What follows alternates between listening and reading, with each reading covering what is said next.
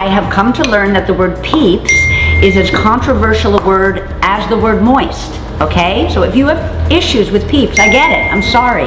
It flows out of me kind of naturally, so get ready for some peeps here, okay? The first thing we're gonna do is we're gonna chop up some deeply toasted pecans. Now we're gonna mix up our dry ingredients, okay? So we have our flour. We are going to add our leavening and our salt. Last but not least, peeps, we're gonna put in brown sugar. So I like to use the brown sugar in this recipe rather than granulated because I feel like the brown sugar brings out the pecan flavor, it brings out the maple flavor, it's like warm and kind of holiday-ish. Also did wanna just put in a plug for the brown sugar feed on the feed site because I happen to be the editor. We are gonna use a box grater to grate our frozen butter. And we lift it up and you can see look at that beautiful butter, peeps. It's a butter mountain, a shaved butter mountain. And you can kind of put your hand in there, pull out a few more. Your hands are like your best tool. Okay, peeps, so here is our beautiful grated frozen butter in our dry ingredients. I'm gonna put that over here. I'm going to grab another bowl and we're gonna mix up our wet ingredients, okay? I happen to love using heavy cream as a wet ingredient. I know people think like, oh gosh, I wanna use skim milk. I'm just not a skim milk kind of gal, okay? This was some maple extract and this is maple syrup. And it really helps the maple flavor pop. We're all in it for the pop, right peeps? And I'm going to pour wet into the dry. Here we go. I very gently fold the ingredients. You come down the middle, then you fold around the edge, and you turn the bowl at the same time. Just a little bit aggressive in order to bring the dough together, so when I pop it out on the counter, it's already kind of in shaggy ball dough stage, if you're familiar with that.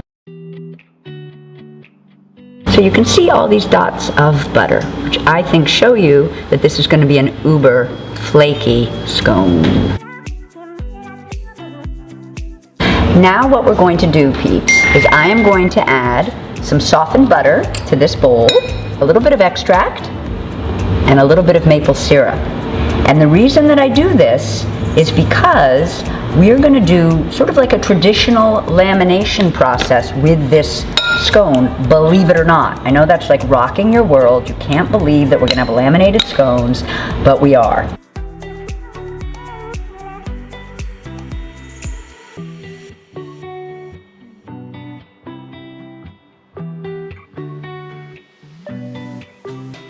Then I grab my bench scraper, which I'm partial to, peeps, for cutting something like this.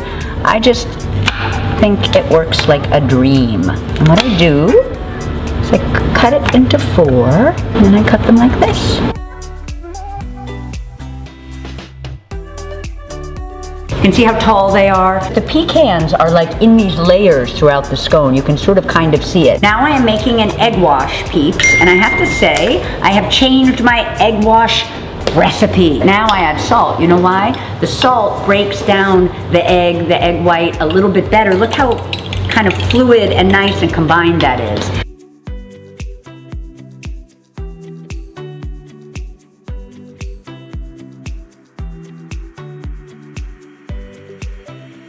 And I love sugar in the raw. I love the crunch. And here we go. Now that I have given these scones this beautiful little sparkle and crunch, I'm going to place them in the freezer for about an hour if you are pinched. Yes, you can bake them straight off, but I like to wait only because they keep their shape really nicely if you do so. After an hour in the freezer, they will go into a 375-degree oven, okay, for about 25 minutes. So while your scones are baking, what I would suggest you do is make this delicious maple glaze. So we have some confectioner sugar, and then we have some maple syrup. So yes, it's a little sugary. Okay, I hear you, I feel you, but it's delicious.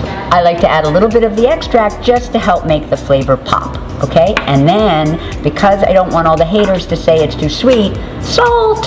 Salt is really a magic ingredient, as I'm sure many of you know, and it doesn't make things salty, it just helps bring out flavors, and in the case of sugar, helps temper that sugar a bit. Okay, so here are our scones. I let them cool down to basically room temp so that the glaze wouldn't kind of melt at all when it hit the scones. And then I'm not an expert glaze person, but what I like to do is take my whisk and just kind of go like this.